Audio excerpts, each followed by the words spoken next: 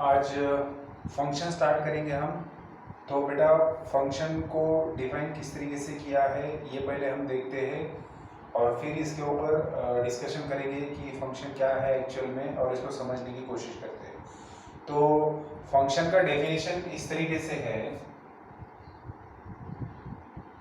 A relation R from A to B is said to be function if every element in A is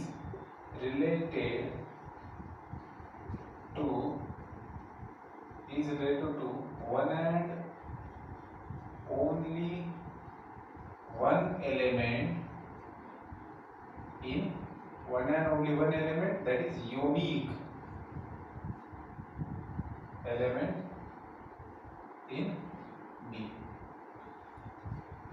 ये है बेटा function का definition. Definition क्या है कि a relation R from A to B is said to be function if every element in A is related to one and only one element in B। अब यहां पर every one and only one and relation, अगर इस definition को समझना है, function को समझना है, तो इन तीन वर्ड्स का आपको इन तीन वर्ड की तरफ ध्यान देना पड़ेगा। पहला मैं आपका ध्यान लेके जाना चाहता हूं इस वर्ड के ऊपर कि a relation is said to be function. कोई भी रिलेशन को आप तब फंक्शन कह सकते हो जब नीचे दी गई कंडीशन सेटिस्फाई होती है। इसका मतलब क्या हुआ? इसका मतलब ये हुआ कि जब भी आप फंक्शन का जिक्र आएगा तब कोई ना कोई एक ऐसा रिलेशन होगा जिसको हम फंक्शन कहने वाले हैं।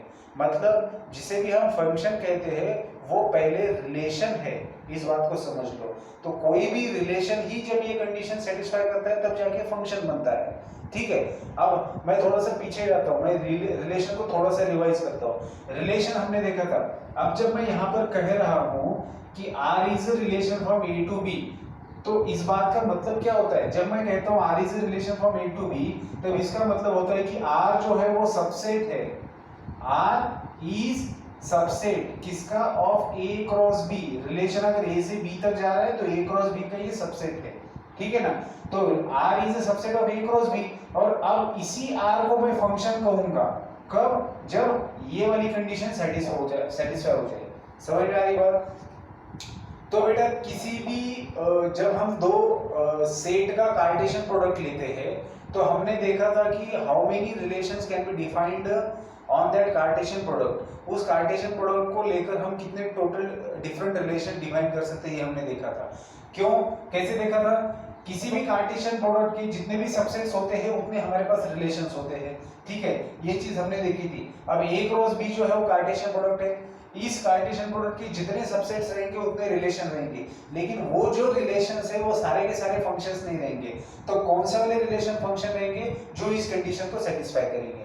ठीक है, तो पहले तो चीज हमारे सामने ये आई, समझ में आई कि कोई भी फंक्शन पहले वो रिलेशन होता है, बाद में जाके फंक्शन बनता है। तो इससे एक चीज हमारे समझ में आती है कि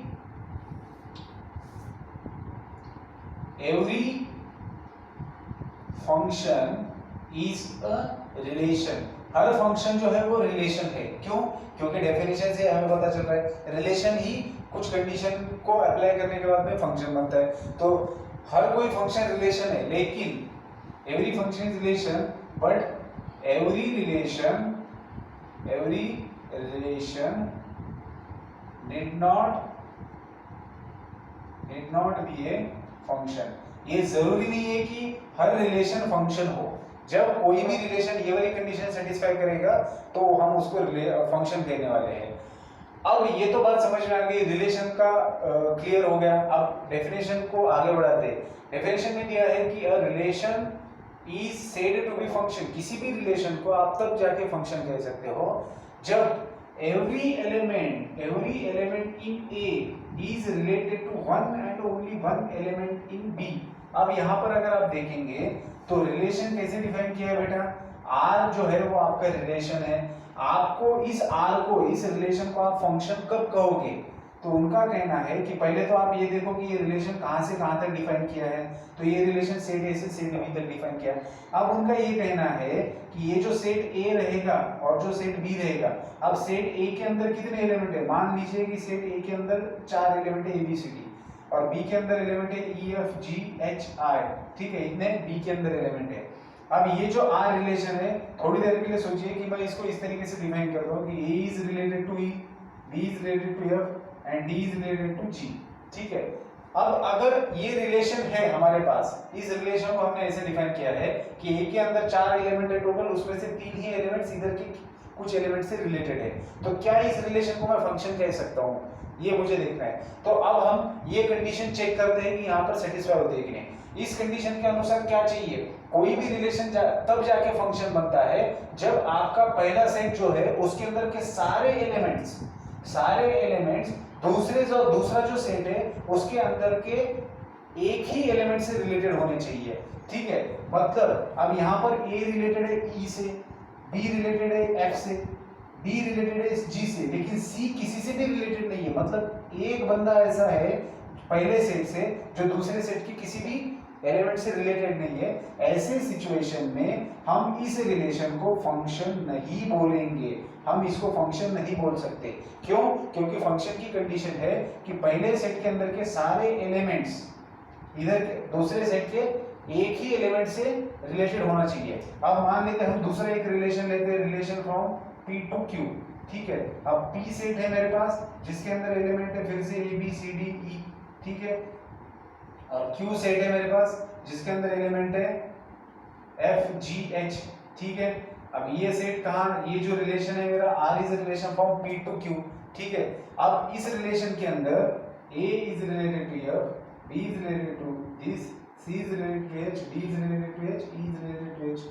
अब क्या ये रिलेशन फंक्शन हो सकता है, इसके बारे में हमें देखना है। तो अगर आप पहला सेट देखेंगे कि जहां से रिलेशन को डिफाइन किया है जिस सेट तक, तो पहले सेट के अंदर कितने एलिमेंट्स है? ABCD 5 एलिमेंट है और हर एलिमेंट दूसरे सेट के एक ही एलिमेंट से रिलेटेड है।